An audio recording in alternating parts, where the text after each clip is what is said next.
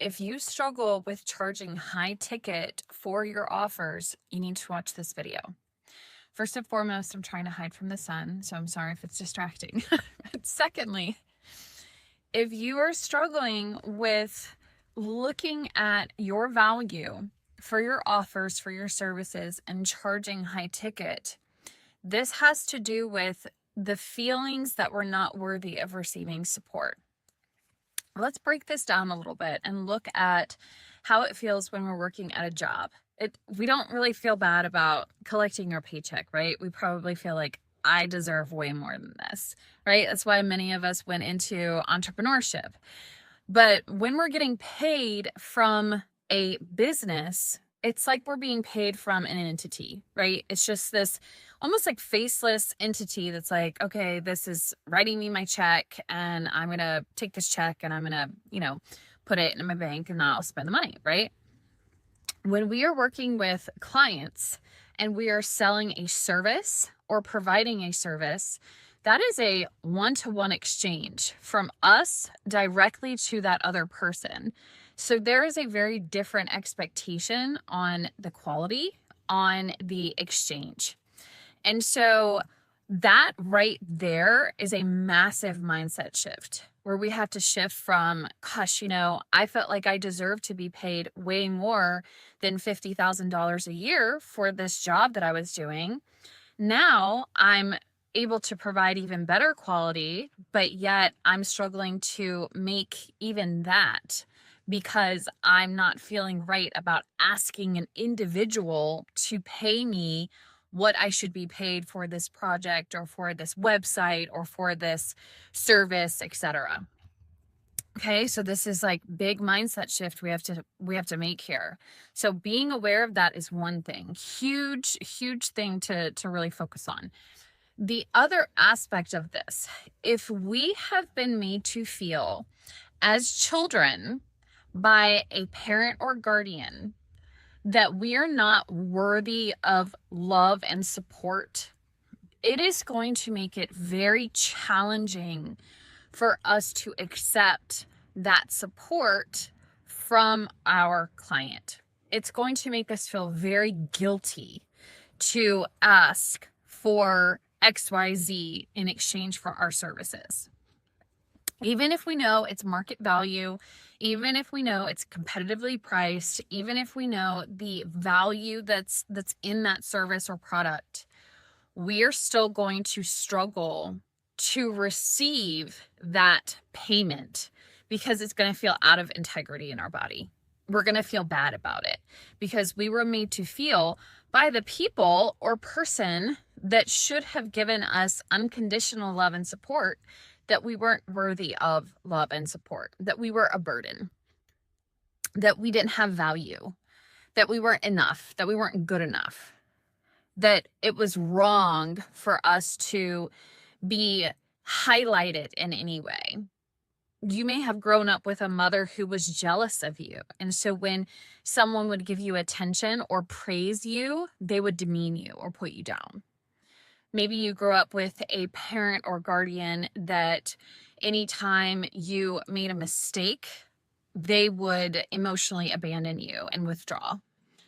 And so there's this feeling of, oh my gosh, if I mess this up at all, then there's going to be this, the client's going to leave and then I won't get paid at all and right? So there's all of this stuff that we really have to look at when it comes to childhood, but also mindset.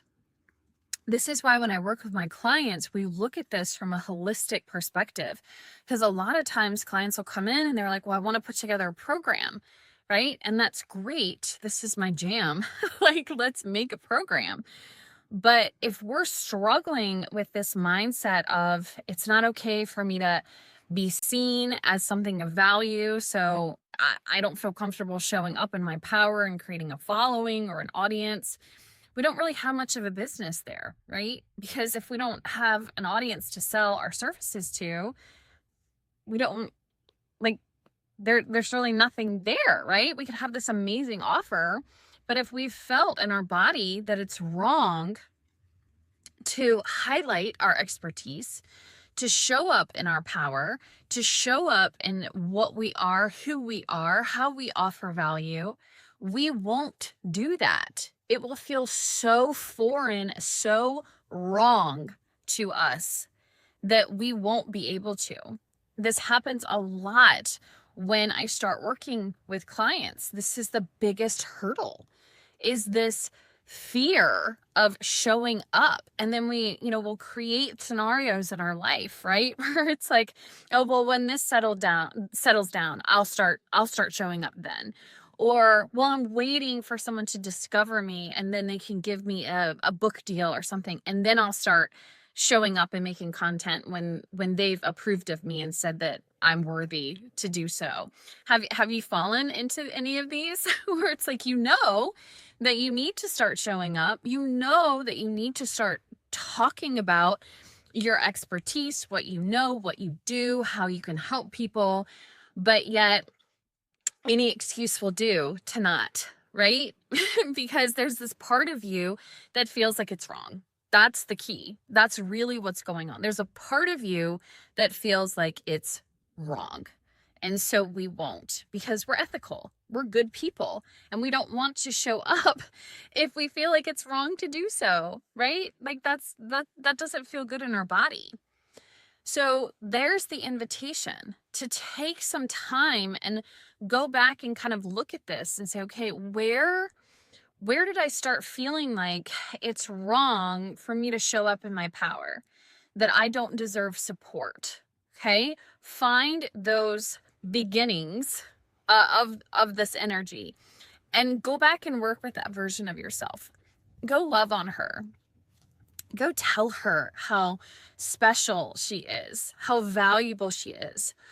Build a list of mantras about how worthy you are, how you are worthy of earning money for your services, how people love to give you money for the expertise that you have to offer, that it's okay for you to accept payment for your gifts and services. Really work on reprogramming this conditioning that you've been struggling with, because until that's gone, until that has been healed and resolved, we're going to find that we just keep spinning. We're going to keep ideas in our head and we're not going to execute them. And this is where, like I did a video the other day about, this story of the man who was on his deathbed, right? And the nurse asked, what's your biggest regret in life? And he shared with her that he loved music and he used to write music, right? But he had this box under his bed of all the music that he never did anything with. And he said, the biggest regret in my life is that I have to die with the music inside. This is why the graveyard is the most wealthy place on the planet, because it's filled with ideas that were never executed and that had to go to the grave. Okay? We don't want that to be us. We don't want that to be our legacy, just because someone else who was in their wounded energy made us feel like we're not enough, or that we don't have value, or that we're not deserving. Okay? F that. We are worthy. We are deserving. We do have value. And it's up to us to overcome that crap that they projected on us so that we can start to share our contribution and be abundantly supported for it, because you deserve that. I hope that this helps, and I'll see you guys soon.